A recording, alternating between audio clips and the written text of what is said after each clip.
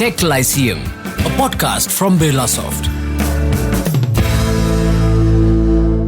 It's 2026 and stability is officially a myth in manufacturing. Supply chains are being redrawn. Nearshoring is accelerating. AI is making planning decisions in minutes, not months. So here's the real question. Are you redesigning your supply chain for 2026 realities or just optimizing a model built for a world that no longer exists? Welcome to Tech Lyceum. I'm your host Neerja, and in today's episode, we explore Supply Chain 2.0 from risk to real time, because today, resilience is not just about surviving disruption, it's about staying ahead of it. Joining us to have this discussion is Sanju Nair, who heads Vertical Solution Strategy at Birlasoft, leading initiatives across manufacturing, energy and utilities, and high-tech industries. With 25 plus years of global consulting experience, he specializes in digital transformation and shaping differentiated technology strategies across sectors, including manufacturing, logistics, energy, and automotive. Sanju, thank you for being here. Are you ready to dive in? Hi, Neerja. Let's go. Let's start with the present moment, Sanju. In 2026, are manufacturers truly operating in real time or still reacting to risk? That's a wonderful question to start the discussion. So, in general, what we observe is most manufacturers are still reacting rather than operating in a real-time model. But that's not to take anything away from the efforts that our customers have put in, right? Many have made a lot of progress, especially in more critical areas. And many of these things we had outlined in our recently concluded ISG provider lens study on manufacturing, where we were positioned in the leaders quadrant. Now, let's just take a quick run through of areas where we've seen a lot of progress happening. The first and foremost has to be production facilities, right? Which include shop floors and assembly lines. Needless to say, this is where most action happened because this is the highest value adding segment in the entire chain. Right? So we've seen live OE, quality signals, energy consumption via industrial IoT, manufacturing execution systems, real-time alerts for breakdowns, yield loss. So many things happen in this area. Then we've seen a lot of action in the aftermarket and services area, which includes functions or activities like maintenance, services, warranty management, etc. Fairly simple to understand because this is that end of the chain which is most customer facing. We've seen a lot of innovative work like predictive maintenance using connected assets. So, equipments or machinery installed with telematics, other sensors, producing real-time data, and then algorithms and logic that predicts failure or maintenance requirement before they happen. Similarly, we've seen parts dispatch, parts planning, etc. happen based on this real-time data. And then that data also getting used for things like crew, routing, parts planning, etc. We've also seen a lot of innovative work happen in supply chain execution, right? Because, this is that function which keeps day-to-day operations running, right? So we've seen a lot of real-time inventory management happen. We've seen control towers of various shapes and sizes come up, from basic dashboards to sophisticated AI-powered decision systems. We've seen a lot of work happen in warehouse management, where, you can have automated storage retrieval systems, more advanced robotics and cross-functional integration, where in today's world, warehousing actually happen at a fraction of the cost that used to happen in earlier times. Now, many of this has happened. See, it's not a common occurrence across the events. It's not a pattern that we would certainly call out. But we have seen this happen because many of the leaders in this industry, they have taken many initiatives towards foundational elements that are needed for these kind of changes, right? I'll call out some of those foundational elements. The most important one I would think is creating a unified industrial data foundation and digital thread. This is that function where you integrate your operational data, your information technology data, IT data, your engineering data, your supplier data. So you bring it all together to create that data foundation. Then making your supply chain event driven, right? So not based on reports, not based on Excel sheets, but based on events created through signals and similar triggers. Then integrating AI into your decision-making engine to optimize across demand, supply, maintenance, quality, and risk, and what have you. And then another critical investment that we have seen our customers make is making supply chain agentic, right? So there are autonomous execution being done with the help of the agentic AI across the chain, which of course happen within certain predefined guardrails. But with that, are we saying that, supply chain, there is a definite path ahead for real-time operations? Certainly not. We see most of our customers still operate on legacy operating models, right? So you have pockets of innovation, pockets of optimization, but you still have these things operating within legacy operating models, right?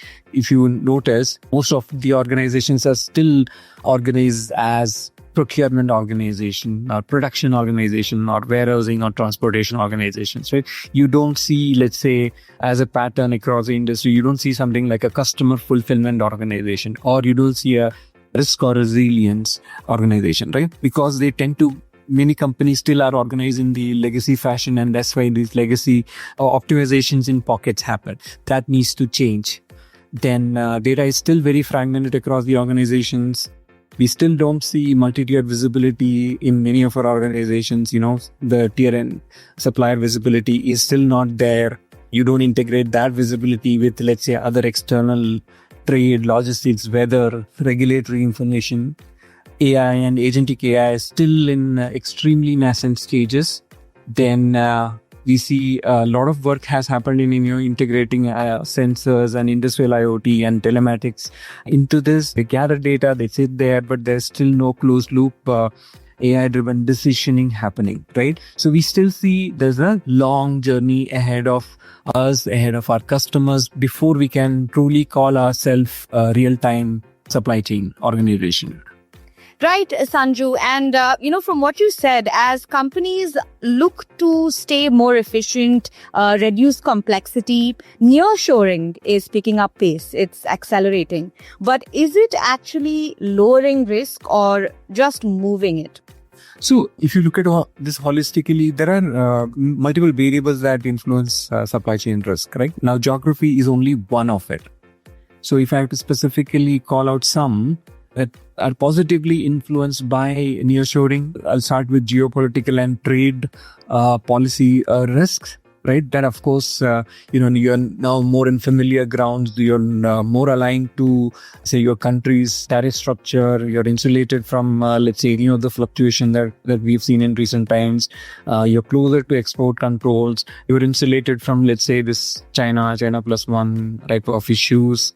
You have greater alignment with some of the local rules and regulations. You are at a position where you can take advantage of some more pro nearshoring acts like the CHIPS Act and other local state level incentives that are there. You're insulated from logistics volatility, right? So in a few years back, we did see that Suez Canal issue where Evergreen was stranded or grounded at the canal, right? Which cause a lot of issues for a lot of companies. So you're insulated from those kind of logistics issues. You're insulated from the other port congestion or freight fluctuation, the transit times, right? So then you're better insulated against IPs and regulatory exposure because you have things more closer to you, and you have additional local regulatory help for IP protection and so on. But that's only part of the story. You still have to contend with some of the less favorable issues, right? So cost risk is high. One of the main reasons countries offshored was cost. Right now, cost structure in nearshore locations are most certainly going to be higher. Then you still have talent and capacity risk. So one reason offshoring boomed or manufacturing in remote locations boomed was easy access to skill, easy access to capacity. Many countries had these special economic zones and corridors which were designed only for exports, right? So that kind of scale and capacity you will not be able to get in nearshore locations. Then supplier concentration. Recently, we noticed with one of our customers that certain critical parts had extreme concentration in a certain geography. Now, given the world that we live in today, that can be a big risk, right? You cannot have a critical risk issue impacted because of certain geographical problems. Then infrastructure and ecosystem. Now, many of these remote locations, like I said earlier, right, they're designed for export. Right, so which means that you have power, you have rail and port and road access easily built. You have utilities, water easily available. You have custom clearance and other such governmental or regulatory support easily available. You have permitting, zoning, everything, everything taken care of.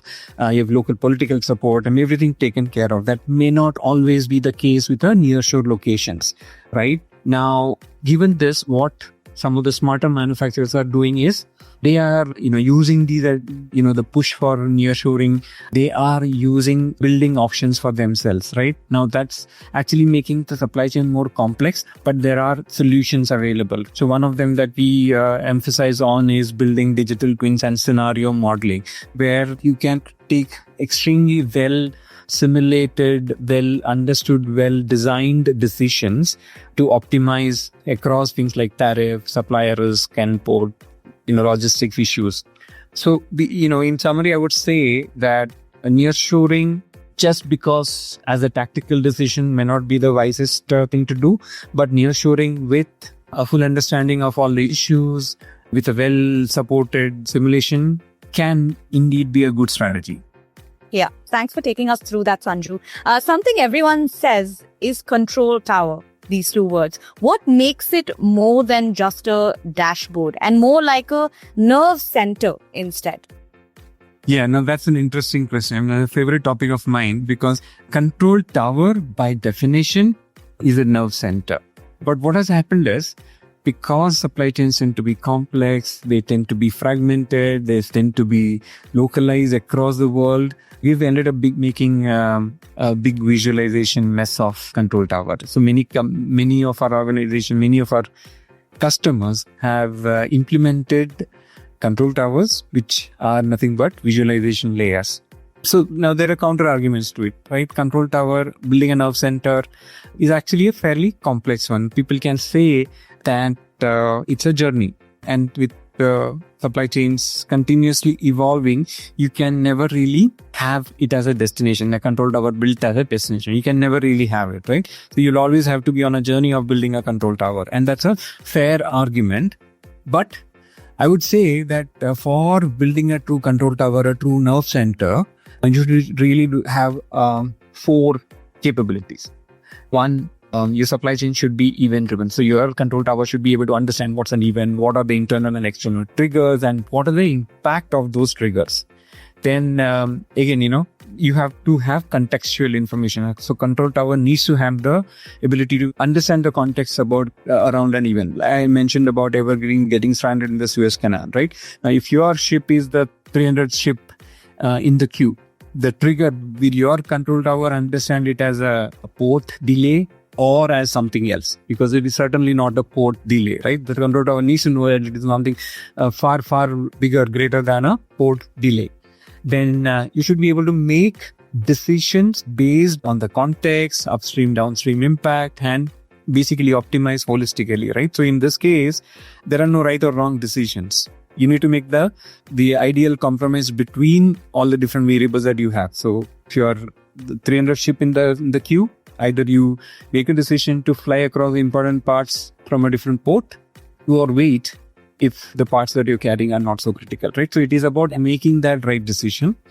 And finally, the control tower should be able to execute in an orchestrated fashion. There's going to be impact downstream, upstream. So you should be able to update your planning systems. You should be able to trigger supplier orders, reroute shipments, adjust schedules, notify customers, and do so many actions. Now, in a continuously evolving supply chain, this whole thing can indeed be called as a ever-evolving journey. Yeah. Well, speaking about this whole thing being ever evolving, Sanju, let's look ahead and look at what it will evolve into. What will define supply chain 2.0 leaders by 2028? Interesting question again. So again, becoming a leader meaning you move from A to B. So far, we looked at some of the problems that most of our customers face or most of the industry faces, right? So there is fragmented data, there is lack of real-time capabilities. Then we spoke about control towers not being able to take decisions, not being event-driven, not having put AI or agentic AI to full use. Those are some of the problems that we saw, right? Now, if we synthesize and put all these things together into a more actionable buckets, I would think there are three things that will separate, let's say, a leader of 2028 or supply chain 2.0 versus, let's say, a supply chain 1.0 of today. And that would be the leaders would display continuous event-driven orchestration capability. Like I said earlier, first, you need to know what's an event and what's a non-event. The leaders will be able to move away from, let's say, very rigid weekly, monthly planning cycles to a more fluid, event-based, continuously optimizing way. Second, ecosystem connectivity. So your ecosystem consists of suppliers, partners, distributors, and so on. This connectivity would make sure that all of you are plugged into the same chain, right? You're not trying to optimize your own chain. You're optimizing one big chain where you share data according to, of course, certain guidelines. You're looking at the same supply chain, right? All the partners that you have, you're looking at the same supply chain and not looking at it differently. The third thing that would separate the leaders of future is intelligent execution. We know that just knowing what is happening in the supply chain doesn't really help you improve customer experience, revenue, or margins. What you do with that knowledge is what makes a difference, right? The ability to take optimum decision, which is built on a strong data foundation, ability to simulate different scenarios based on that data foundation, and triggering right actions across the chain. Like we said earlier, triggering actions like supplier orders, rerouting shipments, and so on, right? So taking intelligent actions based on all the data, all the information that you have available. Now, these are the three things that would separate the leaders of tomorrow from the rest. So finally, I can say that it is one thing. If you combine these things into one thing, these are the companies who consider their supply chain as a growth engine and not as a necessary execution capability or a cost center. That will make the difference.